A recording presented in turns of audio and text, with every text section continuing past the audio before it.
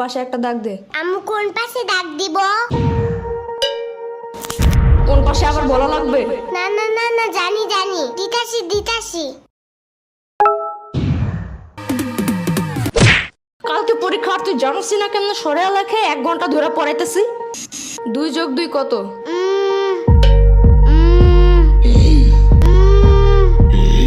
মনে হয় 22।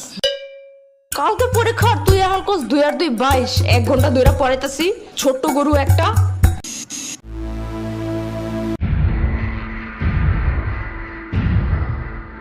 দুইয়ের ঘরের নামটা ক? 2 একে 2, 2 দুগুণে 4, 3 দুগুণে 3 দুগুণে 3 দুগুণে 3 দুগুণে 10। না না না, 3 দুগুণে আমি পেট ব্যথা করে। কি? পেট ব্যথা করে। ওই পেট পাচে একটা পাড়া দিব না এখন। পড়তে বসলেই খালি পেটে মুচড় দেয় না? না না না, মুচি দেয় নাই। তাহলে 3 দুগুণে 9 হয় কেমনে? হ্যাঁ, কালকে পরীক্ষা আর এখন এসব ভুলে গেছিস? কালকে এসব মুখস্থ করেছিলাম আমি। পিচ্চি সাম্বার বাচ্চা একটা। হতে হাতিটি ওই সুর নাড়ায়। হতে হাতিতে ওই শূন্য নাই। সুর নাড়ায়। শূন্য নাই। সুর সুর নাড়ায়। নারায়। হতে হাতিটি ওই সুর নাড়ায়। হতে হাতিতে ওই শূন্য নাই। গুড। এবার বাক বাকুম পায়রা ছড়াটা বলো। বাঘ বাকুম পায়রা, পায়রা একটা বয়রা, কথা কানে যাই না, বউ আসবে কালকে, চলবে জাদুর পালকি। ও বুঝি তুই খাস কি? খিচুড়ি আমি খাই না, ফিটার যদি পাই আমনে ধরে গাবল বহুত খাই। এগুলা কি ছিল? কেন হয় নাই? এগুলা পড়েছিলাম এতদিন। না, কিন্তু তোমার তার থেকে এটা বেশি সুন্দর। না বলো? ইয়ামিনের বাচ্চা। সাম্বার বাচ্চা।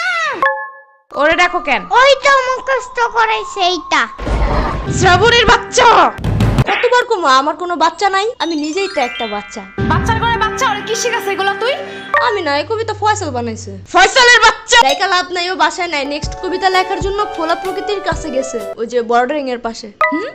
কবিদের কবিতা লেখার জন্য খোলা একটা পরিবেশ খুব দরকার। বাইর হয় দিক থেকে। তুমি কই যাও? তুমি না বাইর হইতে বললা? এটা শ্রাবণীরে বলছি। শ্রাবণী না সম্ভব বলো। কালকে পরীক্ষা ঢং করার টাইম নাই কিন্তু।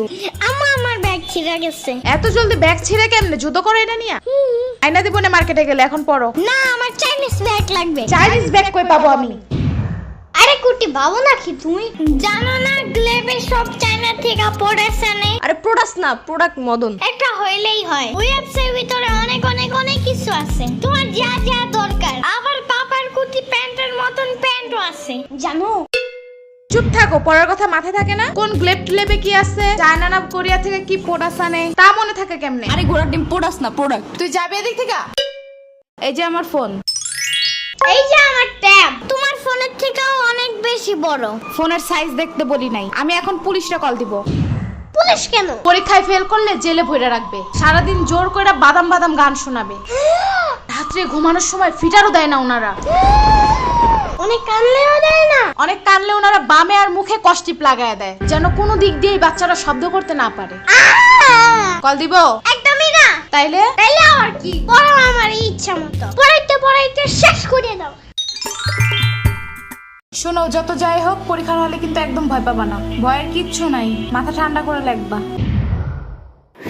লেখার সময় একদম ভয় পাবি না, ভয়ের কিচ্ছু নাই, মাথা ঠান্ডা রেখা লিখবি। সারাদিন ভয় দেখায়, এখন শিশু বলে ভয় পাবো না একদম। কেন, ছোট্ট মানুষ একটু বুঝায় বলা যায় না? এসব কাহিনীর কারণে পরীক্ষা মানেই ভয়ানক কিছু, এই ধারণা মাথা থেকে বাইরে হইতে চায় না। বড় হওয়ার পরেও না, 1000 বার পড়ার পরেও বাচ্চারা সব ভুলা যায়। পরে তো হবে এমনি। এদিকে দাঁড়ায় দাঁড়ায় বয়ানবাজি করতেছে। কালকে পরীক্ষা, চিন্তা আছে কোনো? মদন কোন হনকার, কালকে অ্যাকাউন্টিং পরীক্ষা, আমি তো ভুলাই গেছিলাম। শিট।